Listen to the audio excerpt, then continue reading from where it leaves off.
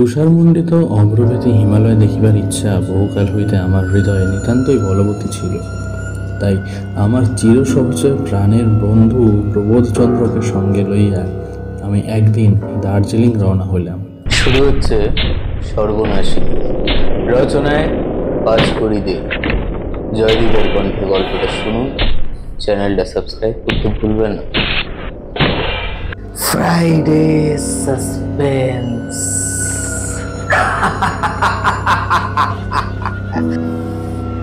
শুধুমাত্র মেডিটা লেজেন্ড ওয়াইটি চ্যানেলে।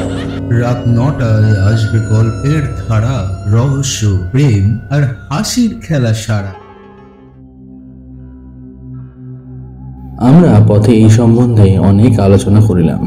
আমাদের উভয়েরই মত যে রেলে গেলে হিমালয় প্রকৃতভাবে দেখা হইবে না, রেল যেন উড়িয়া যায়। এরূপ অবস্থায় রেলে গমন করিলে হিমালয়ের অনির্বচনীয় সৌন্দর্য প্রকৃতি উপলব্ধি করা কোনো প্রকারেই সম্ভবপর হইবে না। এই জন্য আমরা উভয়ে স্থির করিলাম যে আমরা শিলিগুড়ি হইতে পদব্রজে দার্জিলিং রওনা হইব। সকালে শিলিগুড়ি উপস্থিত হইলাম। যতক্ষণ দার্জিলিং এর সুন্দর ক্ষুদ্র গাড়িগুলি দৃষ্টিপথে রহিল, ততক্ষণ স্টেশনে আমরা তার বিচিত্র গতি দেখতে লাগলাম। তৎপরে দুই কুলির মস্তকে আমাদের দুইজনের দুই ট্রাঙ্ক চড়াইয়া দিয়া নিজ নিজ হাতে ব্যাগ ঝুলাইয়া বাজারের দিকে চলিলাম। পথে দু একটি বাঙালির সহিত দেখা হইল। আমরা বাজারেই বাসা রইব স্থির করিয়াছিলাম, কিন্তু তাহারা কিছুতেই তাহা করিতে দিলেন না। জোর করিয়া তাহাদের বাসায় লইয়া গেলেন। আমরা যাহার বাড়িতে উঠলাম তিনি এখানে শাল কাঠের ব্যবসা করেন। সেদিন সে রাত্রেই আমরা শিলিগুড়িতেই রহিলাম। সকলেই আমাদিগকে বলিলেন, পাহাড়ে হাঁটিয়া যাইতে ভারী কষ্ট হইবে, বরং গরুর গাড়ি লক্ষ্য করিয়া যান। আমরা পদব্রজে যাওয়াটা মনে মনে স্থির করিয়াছিলাম। প্রকাশ্য সদর রাস্তা দিয়ে যাইব না তাহাও স্থির। সে রাস্তায় বহু লোক চলাচল করে, বহু গরুর গাড়ির মাল লইয়াই সর্বদাই যাতায়াত করিয়া থাকে। অধিকিন্তু তাহারই পার্শ্ব দিয়া রেল গিয়াছে। সুতরাং এই রাস্তায় হিমাচলের গুরুগম্ভীর সৌন্দর্য উপভোগের সুবিধা হইবে না। সুতরাং আমরা সে পথে প্রাণ থাকিতে যাইব না। যে পথে পাহাড়িয়াগণ চলাফেরা করে সেই ক্ষুদ্র অপরিসর পথ দিয়া আমরা যাইব। তবে পাহাড়ের পথ দুর্গম, তাহাতে আমরা পথ চিনি না। সুতরাং আমাদের একজন পথপ্রদর্শক আবশ্যক। অর্থে কিনা হয়। আমাদের নতুন বন্ধুদিগের অনুগ্রহে আমরা তাহাদের বিশ্বাসী একজন মহাবলবান ভুটিয়া পথপ্রদর্শক পাইলাম। সে তাহার 3 জন বিশ্বাসী কুলি সংগ্রহ করিল। পরদিবস অতি প্রত্যুষে কুলির মস্তকে দ্রব্যাদি দিয়া ভগবানের নাম মনে মনে উচ্চারণ করিয়া আমরা যাত্রা করিলাম। প্রথমে আমাদের অগ্রে, কোমরে 2 খুকরি, হস্তে এক বৃহৎ লগুড় ভুটিয়া থম্বে মেনা। তৎপশ্চাতে আমরা 2 জন, তৎপশ্চাতে 3 জন কুলি। আমরা মহানন্দা নদীর পোল পার হইয়া মাটিয়াখোলার হাট উত্তীর্ণ হইলাম। তার তৎপরে নকশাবাড়ির পথ ধরিয়া চলিলাম। পথে এক কাইয়ার দোকান পাইয়া তথায় রন্ধন ও ভোজন কার্য সারিয়া রইলাম। এই দুর্গম জঙ্গলেও মারোয়ারি মহাত্মাদিগের অভাব নাই। মধ্যে মধ্যেই দোকানে প্রায় সর্বত্রই ক্রয় করিতে পারা যায়। আহারাদির পর একটু বিশ্রাম করিয়া আবার রওনা হইলাম। আমাদের হিমালয়ের অপার সৌন্দর্য বর্ণনা করিবার এখানে উদ্দেশ্য নহে, নতুবা আমরা এই রূপের শেখর শ্রীযুত হিমালয়ের রূপ বর্ণনা করিবার চেষ্টা পাইতাম। সুতরাং আমরা এ কথার উত্থাপন করিব না। এই হিমালয়ে এমন প্রায় ঘটে যে কোথাও কিছু নাই, অকস্মাৎ কুয়াশা উত্থিত হইয়া চারিদিক আচ্ছন্ন ও অন্ধকারময় হইয়া যায়। তখন আর কিছুই দেখা যায় না। অতি কষ্টে অতি সাবধানে পথ অতিক্রম করিতে হয়। আমরা যে পথে যাইতেছিলাম তাহা অতি দুর্গম। একদিকে অতল স্পর্শী খাদ, পড়িলে সহস্র হস্ত নিম্নে আসীন হইতে হয়। একজনের অধিক 2 জনে পাশাপাশি যাইবার উপায় নাই। অনেক সময় হামাগুড়ি দিয়া কষ্টে উঠিতে হয়। অতি কষ্টে কুয়াশার অন্ধকার ঠেলিয়া আমরা পাহাড়ে উঠিতে লাগিলাম। এদিকে প্রায় সন্ধ্যা হয়। দারুণ প্রবল শীত, তাহার উপর বৃষ্টি। হিমালয়ে এই বৃষ্টি না থাকিলে বোধহয় ইহাই ইন্দ্রের অমরাবতী ও নন্দনকানন হইত। একটা মাথা রাখিবার স্থান পাইলেই আমরা তথায় আজিকার মতো বিশ্রাম করি। নিতান্ত ক্লান্ত পরিশ্রান্ত হইয়া পড়িয়াছিলাম। কুয়াশার ভিতর দিয়া কোন দিকে যে যাইতেছি তাহাও স্থির করিতে পারিতেছিলাম না। আমাদের পথপ্রদর্শক বলিতেছিল যে নিকটেই কাইয়ার দোকান ও বস্তি আছে, কিন্তু আমরা 1 ঘন্টা কষ্টে চলিয়াও কোনো পল্লী পাইলাম না। হিমালয়ের সন্ধ্যা আমাদের দেশের মতো সহজ রকমের হয় না। সন্ধ্যা বলিয়া এখানে কোনো ব্যাপার নাই। সহসা না বলিয়া কহিয়া অবাধ্য মেয়ের মতো যেন একেবারে তিমির বসনা নিশা হিমালয়কে নিজের কৃষ্ণাঞ্চলে ঢাকিয়া দেয়। আজ ইহা স্বচক্ষে দেখিলাম, অনুভব করিলাম। সহসা চারিদিক ঘোর অন্ধকারে নিমগ্ন হইল, আর কিছু দেখিবার উপায় নাই। আমাদের পথপ্রদর্শক উচ্চস্বরে নানাবিধ শব্দ করিতে করিতে চলিল। আমরা তাহার গলার স্বর অনুসরণ করিয়া হাতড়াইয়া চলিলাম। একটু পা পিছলালে গিয়াছি আর কি, ভয়াবহ মৃত্যু। এখন আমরা বুঝিলাম আমাদের শিলিগুড়ির বন্ধুগণ হিতবাদী বটে, কিন্তু মরণকালেতে রোগে ঔষধ না খায়, গতানুশোচনায় আর ফল কি? সহসা পথপ্রদর্শক দাঁড়াইল। আমরা স্তম্ভিত হইয়া দাঁড়াইলাম। তখন বুঝিলাম সে নিজেই অন্ধকারে পথ হারাইয়াছে। গ্রামের পথে না গিয়া অন্য পথে আসিয়াছে, দুর্গম পাহাড়ের দুর্গমতম স্থানে আসিয়া পড়িয়াছে। কোন দিকে কোথায় যাইবে স্থির করিতে পারিতেছে না। এ কথা সে নিজে স্বীকার না করিলেও তাহার গলার স্বরে আমাদের বেশ উপলব্ধি হইতেছিল। তখন আমাদের হৃদয়ের ভিতর হৃদয় বসিয়া গেল। বুঝিলাম এই রাত্রে এই পাহাড়ের দুর্গম জলগুলোর মধ্যেই আজ রাত্রি যাপন করিতে হইবে। তাহাতে বড় কিছু আসে যায় না, তবে পতিত হইয়া চূর্ণ বিচূর্ণ না হইলে এক্ষণে ভগবানের অসীম কৃপা। থম্বিনা বহিল, ফিরিয়া গিয়া এই পথে একটু নামিয়া একটি বস্তি পাইব। অগত্যা তাহাই করা শ্রেয় ভাবিয়া আমরা ফিরিলাম। কিন্তু কয়েক পথ যাইবা মাত্র আমি একটা গড়ানে স্থানে আসিলাম। তাহার পর কি হইল ঠিক মনে নাই। আমি গড়াইতে কত দূর চলিলাম তাহাও মনে নাই। এইমাত্র বুঝিলাম যে আমার লম্বা কোট 2 হাতে চাপিয়া ধরিয়া বন্ধুবর প্রবোধচন্দ্রও ঠিক আমার গতি অনুসরণ করিয়া আমার অনুসরণ করিতেছে। শব্দে বুঝিলাম গুণবন্ত থম্বিমেনারও সেইরূপ দশা, গড়াইয়া আসিতেছে। সহসা কিসে লাগিয়া আমাদের অধঃপতনের গতি বন্ধ হইল। স্পর্শে বুঝিলাম কি একটা কাষ্ঠ নির্মিত দ্রব্যে আমাদের বেগ নিরোধ হইয়াছে। পকেটে দেশলাই ও বাতি ছিল, জ্বালিলাম। সেই অন্ধকারে দীপালোকেও ভালো দেখা যায় না। আলোটা উচ্চে তুলিয়া দেখিলাম সেটা একখানা কাষ্ঠ নির্মিত ঘর। আমরা 3 জনেই সেই গৃহের কাষ্ঠ নির্মিত প্রাচীর স্পর্শে পতিত। আমরা কষ্টে সৃষ্টে উঠিয়া দাঁড়াইলাম। যাহা হোক, প্রাণটা যে বাজে খরচ হয় নাই ইহাই ভালো। সম্ভবত আশ্রয় মিলিবে। এই গৃহে যেই থাকুক না কেন, এই অবস্থায় আশ্রয় দিতে কখনো অসম্মত হইবে না। আমরা আলো ধরিয়া গৃহের দ্বারে হাসিলাম। দরজা বন্ধ। আমি দরজা করাঘাত করিলাম।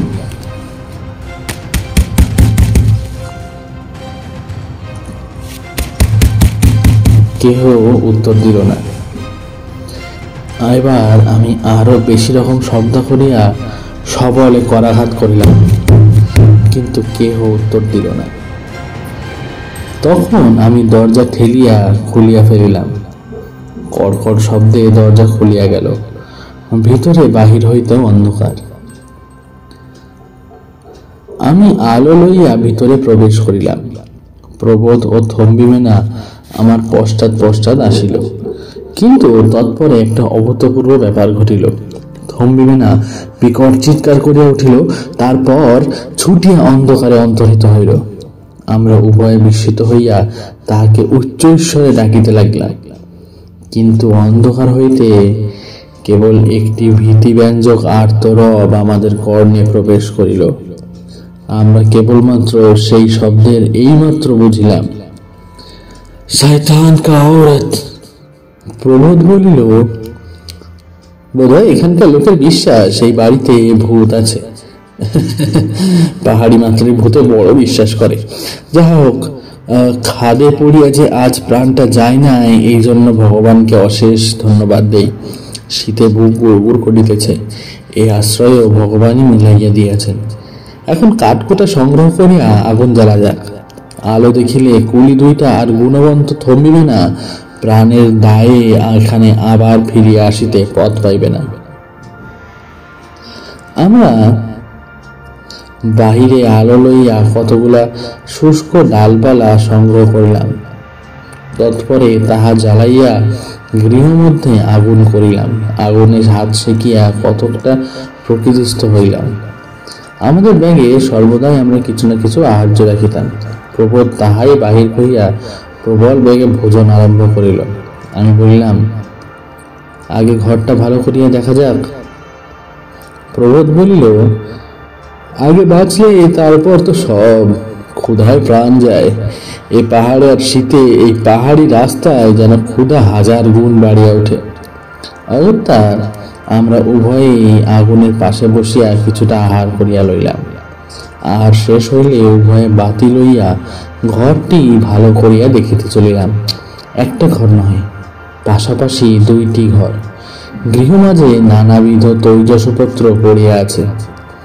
দেখিলেই বোধ হয় শেষে যাহারা এই বাড়িতে ছিল তাহারা আজ যে কারণেই হোক হঠাৎ এইখান থেকে চলিয়া গিয়াছে।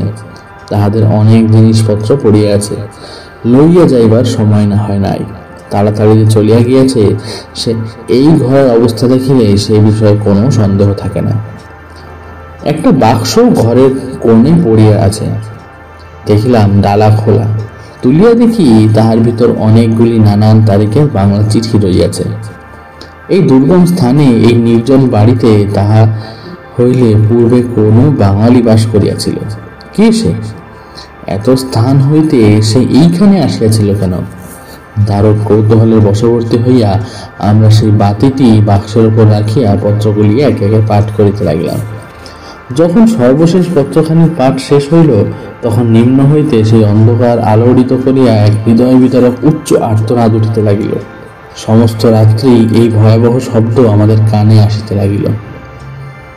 ইহা আমাদের বিকৃত মস্তিষ্কের কল্পনা না কোনো মানুষের আর্তনাদ, তাহা কেবল ভগবানই বলিতে পারেন। আমরা এইমাত্র বলিতে পারি যে সমস্ত রাত্রি সেই গৃহের মধ্যে আমরা জাগিয়া বসিয়া রইলাম। ভয়ে চক্ষু মুদ্রিত করিতে সাহস করিলাম না। যে সকল পত্র আমরা পাঠ করিলাম তাহার প্রথমখানি হলো এই: প্রিয় সুরেশ, কলিকাতার সেই শোরগোল অশান্তির মধ্য হইতে পলাইয়া আসিয়া এই নির্জন পাহাড়ের মধ্যে এই স্থানে আমি যে কি শান্তি অনুভব করিতেছি তাহা বলিতে পারি না। আর লোকালয়ে থাকিব না। লোকালয়ে থাকিলে আর আরাম হইতে পারিব না। এই জন্যই এই দুর্গম স্থানে আশ্রয় লইয়াছি। আমার মস্তিষ্কেও যেরূপ উষ্ণ হইয়াছিল তাহার নাই। আমি এখন শান্ত চিত্তে চিন্তা করিতে পারিতেছি। আর এই স্থানের ন্যায় চিন্তা করিবার স্থান দ্বিতীয় আর কোথায়? আমার এই বাড়ি পর্বতের মাঝামাঝি স্থাপিত। পশ্চাৎ স্তরে পর্বতশ্রেণীর আকাশ ভেদ করিয়া উঠিয়াছে। সম্মুখে একটু আগে একেবারে মহাখাদ। 2 সহস্র হাত নিম্নে একটি নদী রজত সূত্রের ন্যায় দেখিতে পাওয়া যায়। এই বাড়িখানিতে 2টি মাত্র ঘর। ঘর বলিতে চাও আর যাহাই বলিতে চাও তাহাই ইহাকে বলা যায়। কতকগুলি শালকাঠ জোড়া দিয়া প্রাচীর নির্মিত হইয়াছে।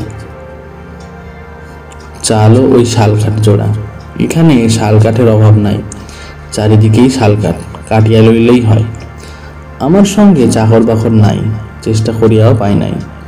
প্রায় 2 ক্রোশ দূরে একটি ভুটিয়া বস্তি আছে। সেখানে সপ্তাহে একদিন হাট হয়। হাটের দিন সকালে রওনা দিয়া আমার দরকার মতো দ্রব্যাদি লইয়া সন্ধ্যার সময় ফিরি। সময় কাটাইবার জন্য একখানা খুব বড় উপন্যাস লিখিতেছি। বোধ হয় তাহাতেই আমি জগৎ বিখ্যাত হইব। আমি একজন লোক পাইয়াছি। রাত্রে এসে কিছুতেই এ বাড়িতে থাকিতে চায় না। তা না থাকুক ক্ষতি নাই, দিনই সমস্ত কাজকর্ম সারিয়া চলিয়া যায়। সুতরাং আমার স্ত্রীকে আর পূর্বের ন্যায় খাটিতে হইতেছে না। এই নির্জন দুর্গম স্থানে থাকিতে সে সম্পূর্ণ নারাজ হইয়াছিল। আমি বুঝাইয়া রাখিয়াছি যে লোকালয়ে থাকিলে আমার রোগ আরাম হইবার আশা নাই। এই কথা বলায় সে সম্মত হইয়াছে। রাত্রে সে পার্শ্বের ঘরে নিদ্রা যায়। আমি সম্মুখের ঘরে বসিয়া অনেক রাত্রি পর্যন্ত সেই প্রকাণ্ড উপন্যাসখানা লিখি, তোমার মন মতো। দ্বিতীয় পত্রে কেবল সেই উপন্যাসের কথা, স্বয়ং সেই উপন্যাসের প্রশংসার ভাগে অধিক। তৃতীয় পত্র। সুরেশ, তোমাকে 2খানি পত্র লিখিয়াছি। এইখানা লইয়া 3খানা হইবে, কিন্তু কোনোখানায় এখনো ডাকে দিতে পারি নাই। ডাকঘর প্রায় 10 ক্রোশ দূরে। পত্র 3খানা ডাকে দিবার জন্য এখনো কোনো লোক সংগ্রহ করিতে পারি নাই। তাহার একটা গুরুতর কারণ আছে। সহজে এই বাড়ির নিকট কেউ আসিতে চাহে না, অধিক পয়সা দিতে চাইলেও আসে না। আগে ইহার কারণ জানিতে পারি নাই। একদিন এক বৃদ্ধাকে ইহার কারণ জিজ্ঞাসা করিলে সে বৃদ্ধ আমাকে এ রহস্যের বর্ণনা করিল। ব্যাপার হলো, সৌহ বলিয়া একটি লোক এই কুটির নির্মাণ করে। সে ভুটিয়া দিগের মধ্যে একজন কবি বলিয়া গণ্য ছিল। সে নির্জনে বাস করিবার ইচ্ছা করিয়া এই দুর্গম স্থানে কুটির নির্মাণ করিয়াছিল। এখানে সে নিজের সুন্দরী যুবতী স্ত্রীকে লইয়া বাস করিত। সুখেই তাহাদের দিন কাটিতেছিল, কিন্তু দুর্ভাগ্যবশত নিকটস্থ এক ব্যক্তির একটি ভুটিয়া যুবতী সে নিভৃত নিবাসী কবির প্রেমে পড়িল। আমি পূর্বেই বলিয়াছি যে এই কুটিরে 2টি ঘর। যখন গভীর রাত্রে পার্শ্বের গৃহে শহর যুবতী স্ত্রী নিদ্রা যাইত, সেই সময়ে এই যুবতী তাহার পার্শ্বে বসিয়া মৃদুমন্দ কণ্ঠে প্রেমালাপ করিত। একদিন রাত্রে তাহার স্ত্রী সমস্তই জানিতে পারিল, কিন্তু কোনো কথা কহিল না। এই যুবতীকে এই কুটিরে আসিতে হইলে একটা কাঠের সাঁকো পার হইয়া আসিতে হইত। এই সাঁকোর প্রায় 500 হাত নিম্নে এক ঝর্ণা বা ঝরা। প্রবল বেগে সেই ঝর্ণা দিয়া জল পড়িত বলিয়া ভুটিয়ারা ইহার নাম পাগলা ঝোরা রাখিয়াছে। প্রত্যহ রাত্রে এই ঝর্ণার উপরের সাঁকো দিয়া সেই যুবতী যাতায়াত করিত। একদিন সৌম গৃহে না থাকায় তাহার স্ত্রী সুবিধা পাইয়া সেই সাঁকোর কাঠ একদিন টাঙ্গি দিয়া কাটিয়া রাখিয়া আসিল। এমন সামান্য মাত্র সাঁকোর কাঠ পাহাড়ে সংলগ্ন রহিল যে মনুষ্যভার পড়িলেই তাহা নিশ্চিত পতিত হইবে। তাহাই ঘটিল। সেই রাত্রে পূর্বের ন্যায় সহ প্রণয়নীর প্রতীক্ষা করিতেছে, সহসা তাহার কণ্ঠে এক মর্মভেদী আর্তনাদ প্রবেশ করিল। তাহার পরই প্রকাণ্ড কাঠ ও পাথরের শব্দ আসিল। তাহার প্রণয়িনী 500 হস্ত নিম্নে পাগলা ঝোড়ায় বিসর্জিত হইয়াছে। কে এই কাজ করিয়াছে তাহা সোহর বুঝিতে বিলম্ব হইল না। ইহার ফলে একদিন সোহ ও তাহার স্ত্রী উভয়ই গভীর খাদে পতিত হইল। সোহ তাহার স্ত্রীর গলা টিপিয়া তাহাকে হত্যা করিতে চেষ্টা পাইয়াছিল, কিন্তু ভুটিয়া স্ত্রীলোকদিগের দেহে অসীম বল। সোহর স্ত্রী তাহাকে টানিতে টানিতে খাদের নিকট লইয়া আইসে, তথাপি সোহ তাহার গলা হইতে হাত অপসারিত করিল না। নিকট লইয়া আসিলে তাহার স্ত্রী চক্ষু কপালে উঠিল, তাহার জিহ্বা বাহির হইয়া পড়িল, তবুও সে তাহার স্বামীকে ছাড়িল না। উভয়ই 2 সহস্র হস্ত নিম্নে গিয়া চূর্ণ বিচূর্ণ হইল। এতদূর বলিয়া বৃদ্ধ ভুটিয়া বলিল, সেই পর্যন্ত সোহর প্রণয়িনী সোহর বাড়িতে প্রেত হইয়া আসে। ভিতরে আলো দেখিলে সে দরজায় আঘাত করে। তাহাকে ভিতরে প্রবেশ করিতে না দেয় এমন সাধ্য কাহারও নাই। অনেকে এই বাড়িতে বাস করিতে ইচ্ছা করিয়াছে, কিন্তু এ বাড়িতে যে বাস করে তাহারই মৃত্যু হয়। এই জন্য এই সোহ প্রণয়িনীর ভূতের জন্য কেউ সাহস করিয়া এখানে আসে না। আমার দ্রব্যাদি হাট হইতেই আমাকেই নিজে আনিতে হয়। এই জন্যই এই পর্যন্ত এই পত্র ডাকে পাঠাইতে পারি নাই, তোমার মন মতো। চতুর্থ পত্র। প্রিয় সুরেশ, দেশে হইলে এই কথা আমি হাসিয়া উড়াইয়া দিতাম। বোধহয় অর্ধ ঘন্টার মধ্যেই এ কথা আমি একেবারে ভুলিয়া যাইতাম। কিন্তু এই নির্জন দুর্গম স্থানে ভূতের কথা সহজে বিস্তৃত হওয়া যায় না। রাত্রে, অনেক রাত্রি পর্যন্ত বসিয়া আমার সেই বিরাট উপন্যাসখানি আমি প্রত্যহ লিখিয়া থাকি, কিন্তু বৃত্ত ভুটিয়ার নিকট এই কথা শোনা পর্যন্ত রাত্রে আমার লেখা একরূপ বন্ধ হইয়া গিয়াছে। তুমি শুনলে নিশ্চয়ই মনে মনে হাসিবে, কিন্তু সত্য গোপন করাও ঠিক নয়। প্রকৃতই সেই দিন হইতে রাত্রে লিখিতে লিখিতে মধ্যে মধ্যে লেখা বন্ধ করিয়া আমি কান পাতিয়া শুনিতাম দরজায় কেহ ঘা মারিতেছে কিনা।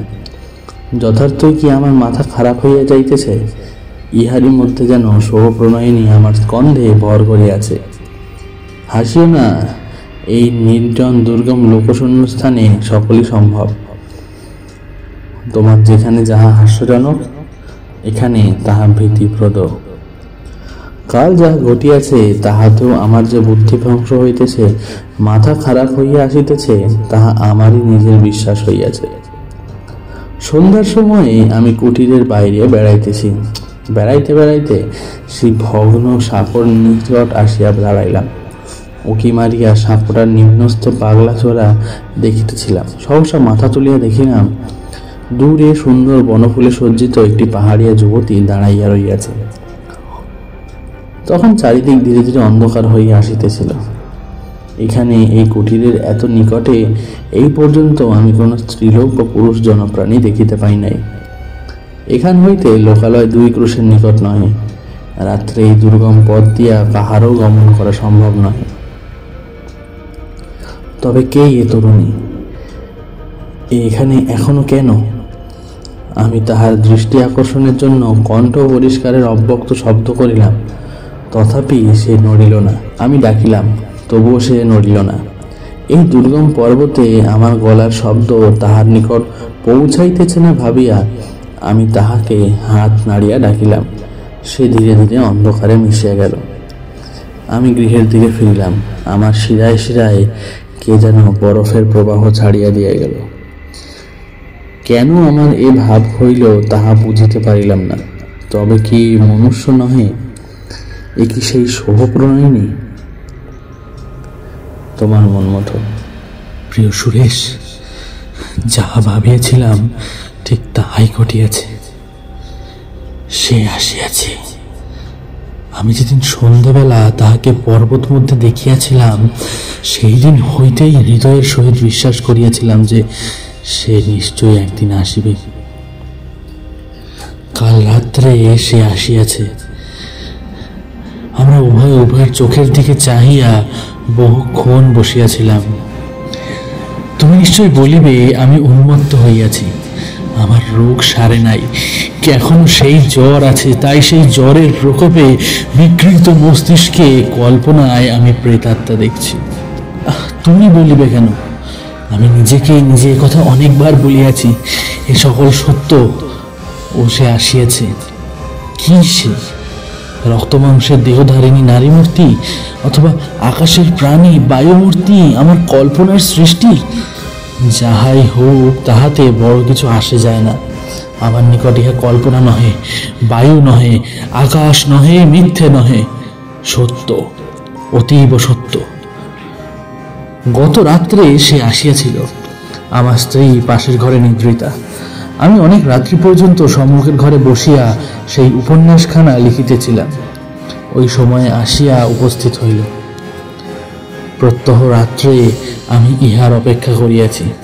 দ্বারে তার মৃদু করাঘাতের শব্দ শুনিবার জন্য উৎকণ্ঠিত হয়ে হৃদয়ে অপেক্ষা করিয়াছি। ইহার আশায় প্রতিক্ষণে ব্যাকুল হইয়াছি।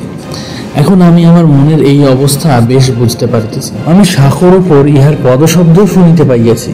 3 বার দরজায় আঘাত সুস্পষ্ট শুনিতে পাইয়াছি। 3 বারই মাত্র। ইহাতে আমার কঙ্কালের ভিতর যেন তীক্ষ্ণ তুষার ধারা প্রবাহিত হইয়াছে। মস্তিষ্কে একরূপ অব্যক্ত বেদনা অনুভব করিয়াছি। আমি সবলে আমার বুক চাপিয়া ধরিয়াছি, তবুও একই শব্দ, সেই দ্বারে আঘাত। 3 বার মাত্র। আমি উৎকর্ণ হইয়া তাহা শুনিয়াছি। আমি উঠিয়া দাঁড়াইলাম। ধীরে ধীরে গিয়া পার্শ্ববর্তী গৃহের দ্বার রুদ্ধ করিয়া দিলাম। দ্বারে শিকল টানিয়া দিলাম। তারপর উৎকণ্ঠিত হৃদয়ে অপেক্ষা করিতে লাগিলাম। আবার সেই শব্দ, সেই দ্বারে আঘাত, তিনবার মাত্র। তখন আমি গিয়া বাহিরের দরজা খুলিয়া দিলাম। অতি শীতল বায়ু প্রবল বেগে গৃহমধ্যে প্রবিষ্ট হইয়া আমার কাগজপত্র কত উল্টাইয়া কত গৃহতলে ছড়াইয়া দিল। রমণী গৃহমধ্যে প্রবেশ করিল। আমি নিঃশব্দে দরজা বন্ধ করিয়া দিলাম। সে তার মস্তক হইতে শাল সরাইয়া স্কন্ধে ফেলিল। কণ্ঠদেশ হইতে একখানা রঙিন রুমাল খুলিয়া পার্শ্বে রাখিল। তারপর আমার সম্মুখে আগুনের কাছে আসিয়া বসিল। আমি দেখিলাম তাহার উন্মুক্ত পা দুখানি তখনও শিশিরা শক্ত রহিয়াছে। আমি তাহার সম্মুখে বসিলাম, বিস্ফারিত নয়নে মন্ত্রমুগ্ধের ন্যায় তাহার মুখের দিকে চাহিয়া রইলাম। সে আমার দিকে চাহিয়া মৃদু মধুর হাসিল। সে হাসি মধুর অথচ বিস্ময়কর, যেন ধূর্ততা আর শঠতা তাহাতে মাখা। সেই হাসিতে আমি আত্মহারা হইলাম। আমার হিতাহিত জ্ঞান লোপ পাইল। আমি তাহাকে সর্বস্ব দিতে প্রস্তুত, সর্বত্যাগী হতে প্রস্তুত। সে কথাও কহিল না, মরিলও না। আমি তাহার কথা শুনিবার কোনো আবশ্যকতা মনে করিলাম না। সেই বিরল চোখ, চপল দৃষ্টি, তাহাই যেন আমার সহিত কত প্রাণের কথা কহিতে লাগিল। সে আমার দিকে চাহিয়া আছে, আমি তাহার দিকে চাহিয়া। তাহার চক্ষু আমার চক্ষুর সহিত, আমার চক্ষু তাহার চক্ষুর সহিত পরস্পর সম্মিলিত।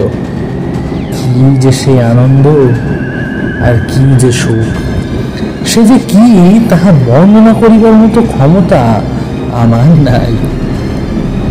আমি কতক্ষণ এইরূপ বসিয়াছিলাম তাহা বলিতে পারি না।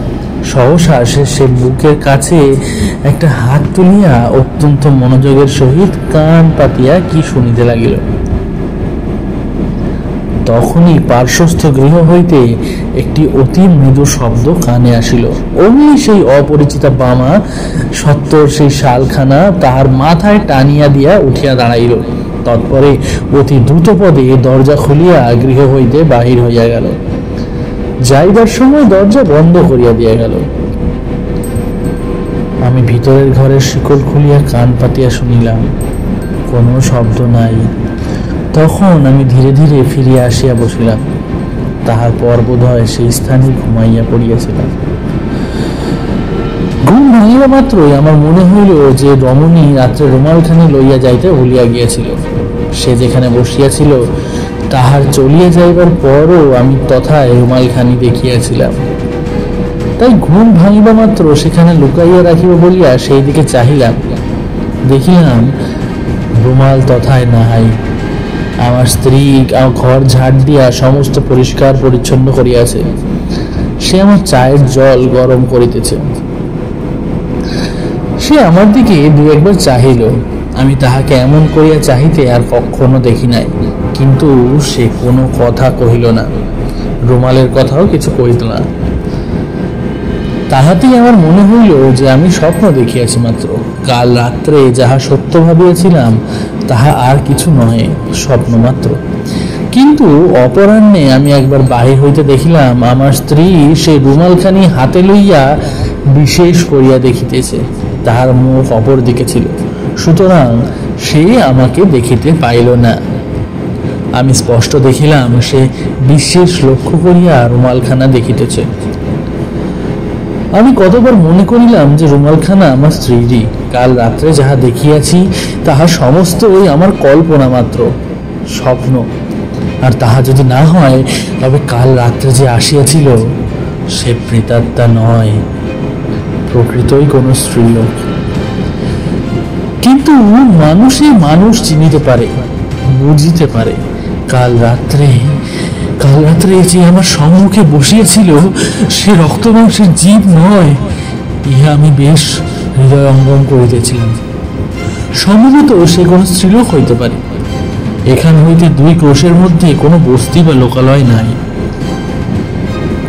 দিনেই এই পার্বত্য পথে চলাফেরা, তবে রাত্রে অসম্ভব।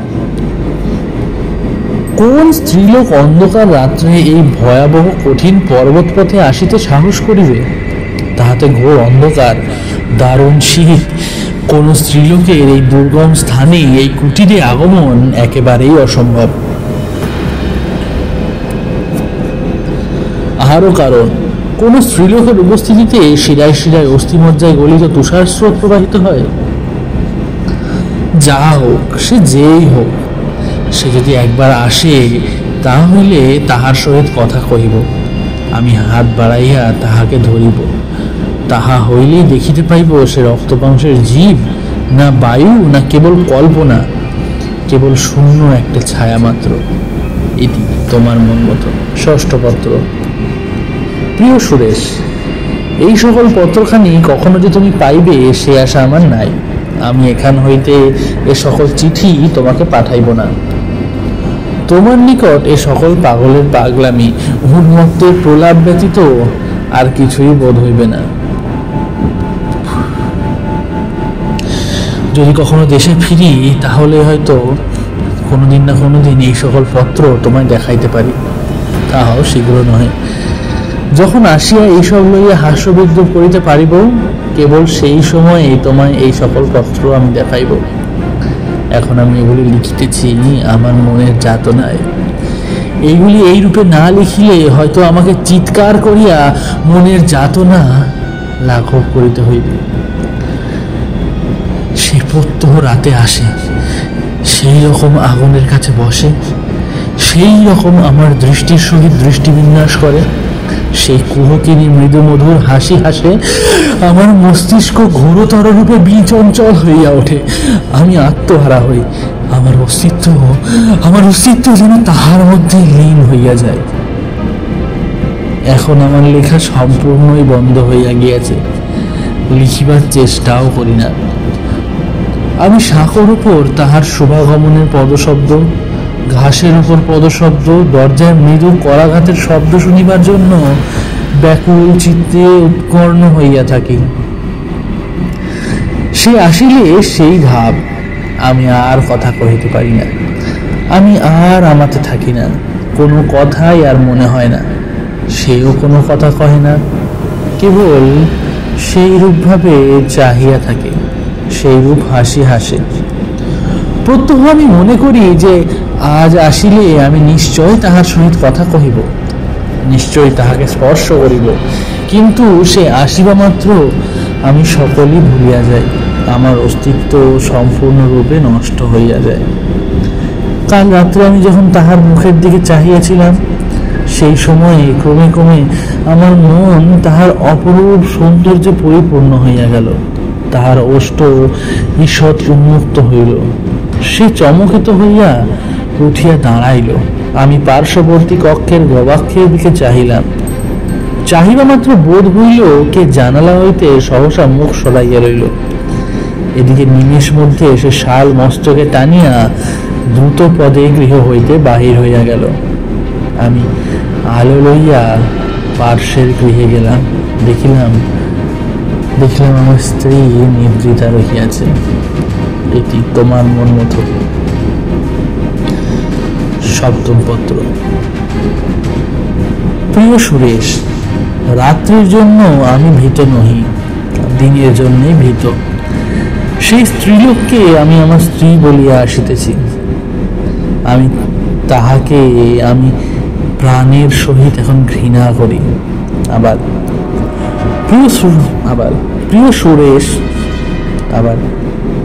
প্রিয় সুরেশ, রাত্রির জন্য আমি ভীত নহি, ভয় লাগে এ দিনে। যে স্ত্রীলোককে আমি আমার স্ত্রী বলিয়া আসিতেছি, তাহাকে আমি প্রাণের সহিত এখন ঘৃণা করি। সে ঘৃণার ইয়ত্তা নাই, সীমা নাই, অস্ত্র নাই। তাহার যন্ত্র, আবার তাহার যত্ন, শ্রদ্ধা, সোহাগ সমস্তই এখন বিষবৎ বোধ হয়। কি জানি কেন তাহার চোখের দিকে চাহিলে আমি শিহরিয়া উঠি। সে সকলই দেখিয়াছে, সকলই জানিতে পারিয়াছে। আমি ইহা বেশ বুঝিতেছি। তাহাই কি? অথচ সে আমাকে এখনো ভালোবাসে, যত্নপূর্ববৎ, অনুরাগপূর্ববৎ, ভক্তিও পূর্ববৎ। তথাপি আমার মনে হইতেছে সমস্ত জাল, সমস্ত মিথ্যা, সমস্ত এই ছলনা প্রতারণা। আমরা পরস্পরের প্রণয় ভালোবাসা জানাইতেছি, অথচ সব জাল, সব মিথ্যা, সব ছলনা। আমি জানি সে সব দেখিয়াছে, সব জানিয়াছে, তাহার চোখ আমাকে ইহা স্পষ্ট বলিয়া দিতেছে। আমি জানি সে কেন এই ভীষণ প্রতিহিংসার আয়োজন করিতেছে। ইতি তোমার মন মতো। অষ্টম পত্র। প্রিয় সুরেশ, আজ সকালে হাটে যাইবা বলিয়া আমি বাহির হইলাম। আমার স্ত্রী দরজায় দাঁড়াইয়া রহিল। ক্রমে আমি তাহার দূরবর্তী হইতে লাগিলাম। পরে একবার চাহিয়া দেখি দূর হইতে আমার স্ত্রীকে একটি ক্ষুদ্র পুত্তলিকার ন্যায় দেখাইতেছে। অবশেষে পর্বত বেষ্টন করায় তাহাকে আর দেখিতে পাইলাম না। তখন আমি উঠিতে উঠিতে পড়িতে পড়িতে মহাবেগে ছুটিয়া অন্য পথ দিয়া গৃহের দিকে আসিতে লাগিলাম। পার্বত্য পথ সহজ নহে, কত উঠিয়া পড়িয়া তবে অন্য দিক দিয়া আমার গৃহের নিকট আসিলাম। তথায় এক বৃহৎ প্রস্তরখণ্ডের পার্শ্বে লুক্কায়িত থাকিয়া আমার গৃহপতি সতর্ক দৃষ্টি রাখিলাম। কিয়ৎক্ষণ পরে দেখিলাম আমার স্ত্রী এক টাঙ্গি লইয়া কাঠের সাঁকোর নিকট আসিল। আমি যেখানে ছিলাম তথা হইতে সে কি করিতেছে তাহা স্পষ্ট দেখিতে পাইলাম না। কিয়ৎক্ষণ পরে সে উঠিয়া দাঁড়াইল। সেই দূর হইতে আমি তাহার মুখে হাসি লক্ষ্য করিলাম, কিন্তু মনে হইল সে হাসির ভেতরে প্রতিহিংসার বহ্নি ধক ধক জ্বলিতেছে। সে গৃহে চলিয়া গেলে আমি আবার হাটের দিকে চলিলাম। হাট হইতে সন্ধ্যের সময় গৃহে ফিরিলাম। সে আমাকে পূর্বের ন্যায় সমাদরে গৃহে অভ্যর্থনা করিয়া লইল। আমি যে তাহার ভয়াবহ কার্য দেখিয়াছি তাহা ঘুণাক্ষরেও তাহাকে জানিতে দিলাম না। তাহার শয়তানি কার্য ওইরূপই থাক। সে ভাবিয়াছে কোন স্ত্রীলোক রাত্রে সাঁকো পার হইয়া আমার সহিত প্রেমালাপ করিতে আসে, তাই সে সাঁকো কাটিয়া রাখিয়া আসিয়াছে। আজ সে আসিলে অতল খাদ নিম্নে পতিত হইয়া যাইবে। আমি কিচ্ছু বলিলাম না। ইহাতে আজ সব প্রমাণ হইবে যে প্রত্যহ রাত্রে আমার কাছে যে আসে সে কে। সে যদি প্রেতাত্মা হয় তাহা হইলে ভগ্নপ্রায় সেতুতে তাহার কোনো অনিষ্ট ঘটিবে না। আর সে যদি প্রকৃতই কোনো স্ত্রীলোক হয় তাহা হইলে।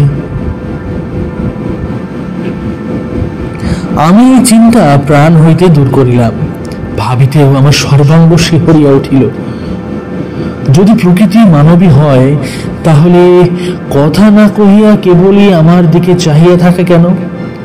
আমি বা তাহাকে কোনো কথা জিজ্ঞাসা করিতে পারি না কেন? কেন তাহার সম্মুখে আমার অস্তিত্ব নষ্ট হইয়া যায়? নিশ্চয়ই সে মানবী নহে। আমার স্ত্রী তাহার কোনো অনিষ্টই করিতে পারিবে না।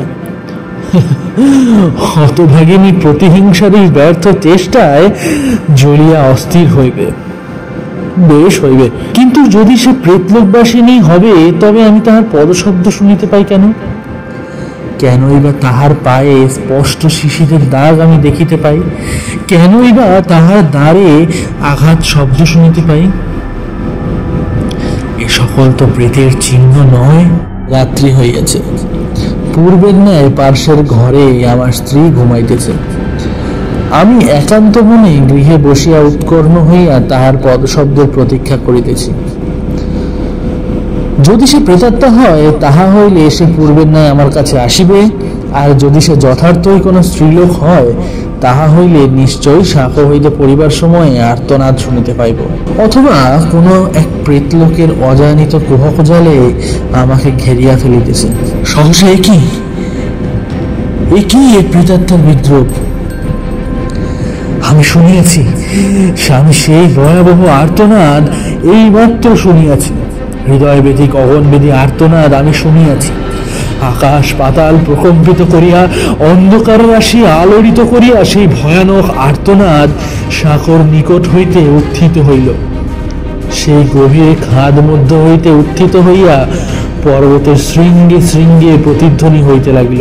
সেই গভীর খাদ মধ্য হইতে উত্থিত হইয়া পর্বতের শৃঙ্গে শৃঙ্গে প্রতিধ্বনিত হইতে লাগিল। সে আর্তনাদের বর্ণনা নাই। সে আর্তনাদ এখনো আমার কর্ণপদ দিয়া আমার শিরায় শিরায় শ্রোণিতের সহিত ছুটিতেছে। আমি গৃহ হইতে সবেগে বার হইলাম, সাঁকোর নিকটে আসিলাম, শুইয়া পড়িয়া হাত বাড়াইয়া দেখিলাম সাঁকো আর নেই। নিচের দিকে চাহিয়া দেখিলাম ঘোর অন্ধকার, সেই গভীর গহ্বর ঘোর অন্ধকারে পূর্ণ, কিছুই দেখিবার উপায় নাই। প্রবল বেগে বাতাস বহিতেছে। আমি উচ্চ ঈশ্বরে চিৎকার করিয়া ডাকিলাম। সেই প্রবল বাতাসে আমার উচ্চ প্রবল চিৎকার যেন পৈশাচিক হাস্য কল্লোলের ন্যায় দিগলয় কম্পিত করিয়া প্রতিধ্বনিত হইতে লাগিল। আমি বুঝিতেছি এতদিনের যে উন্মত্ততা ধীরে ধীরে আমাকে অত্যন্ত কঠিন ভাবে আঁকড়াইয়া ধরিয়াছে। আর উপায় নাই, চেষ্টা বৃথা বৃথা বৃথা। আমি কতবার মনে মনে বলিতেছি, এ কেবল আমার বিকৃত অসুস্থ পীড়িত মস্তিষ্কের কল্পনা মাত্র। আর্তনাদ আমার কল্পনা মাত্র। না না না, সেই শব্দ, সেই আর্তনাদ, ওই সেই মর্মবেদী আর্তনাদ। প্রতিক্ষণে আমার মস্তিষ্কে কে যেন গুরুভার লোহার হাতুড়ি দিয়া নির্দয় আঘাত করিতেছে। আমি বুঝিতেছি সে আর আমার কাছে আসিবে না। এই শেষ, এটি তোমার মন মতো।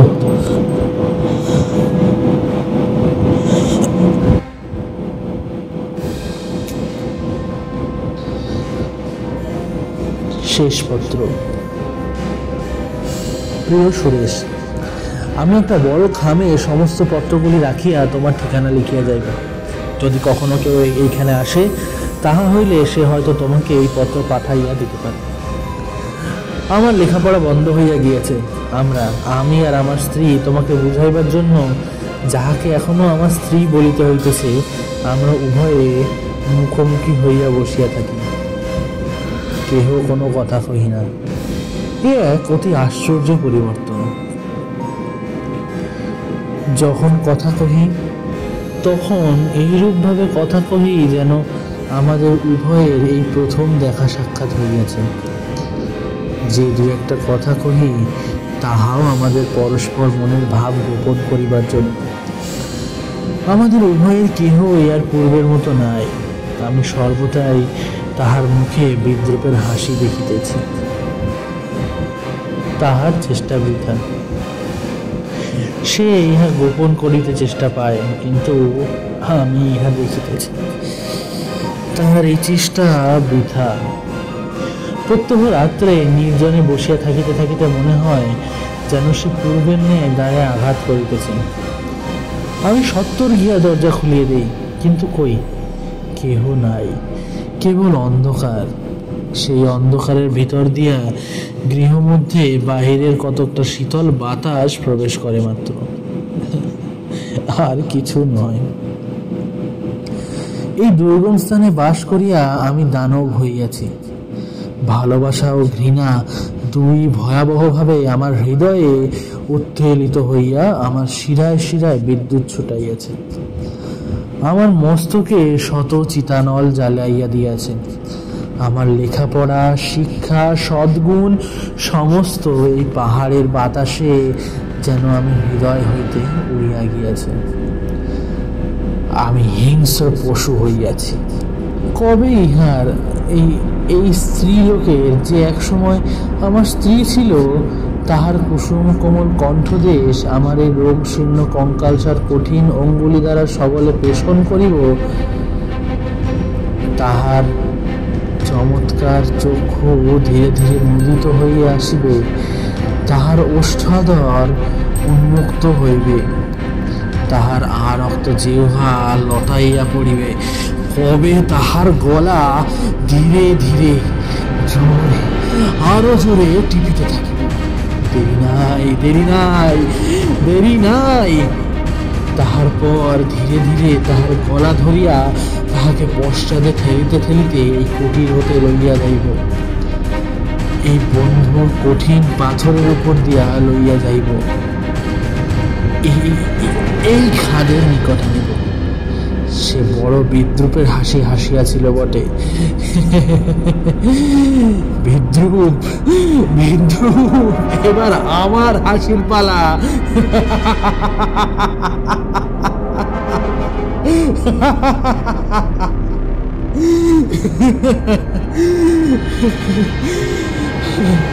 আমি জোর করিয়া তাহাকে ধীরে ধীরে ঠেলিয়া লইয়া যাইব, ধীরে ধীরে আদর করিয়া। এই খাদের ধারে যখন তাহার পায়ের একটি মাত্র অঙ্গুষ্ঠ পাহাড়ে থাকিবে, সে যখন হেলিয়া পড়িবে, তখন আমি তাহার দিকে অবনত হইয়া তাহার আরক্ত অধর চুম্বন করিব। তারপর নিম্নে নিম্নে নিম্নে কুয়াশার মধ্য দিয়া লতা পাতগুলো ভেদ করিয়া, পশু পক্ষীকে স্তম্ভিত করিয়া নিম্নে গভীরতর নিম্নে দুজনে একত্র যাত্রা করিব। যাইব যাইব যাইব যাইব যাইব যতক্ষণ না তাহার সহিত মিলিত হইব।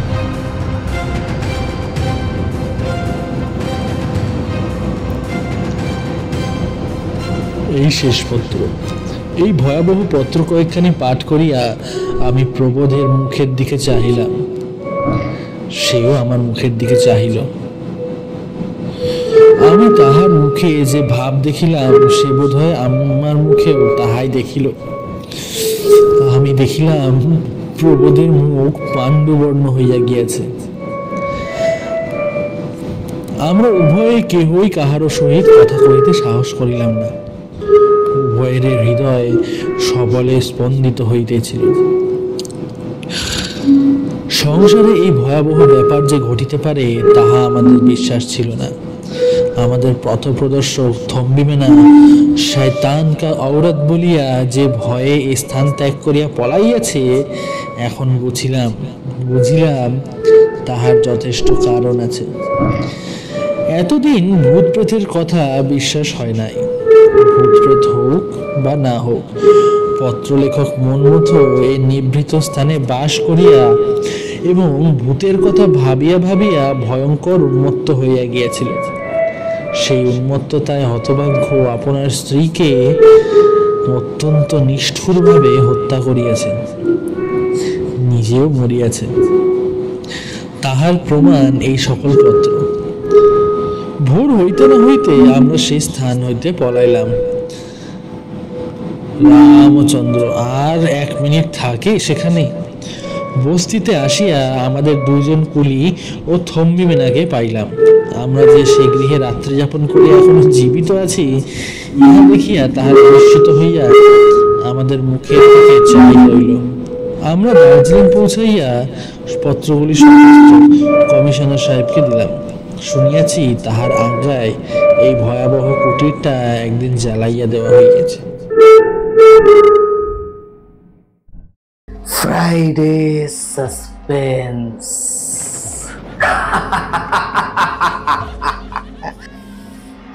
শুধুমাত্র মেডিটা লেজেন্ড ওয়াইটি চ্যানেলে।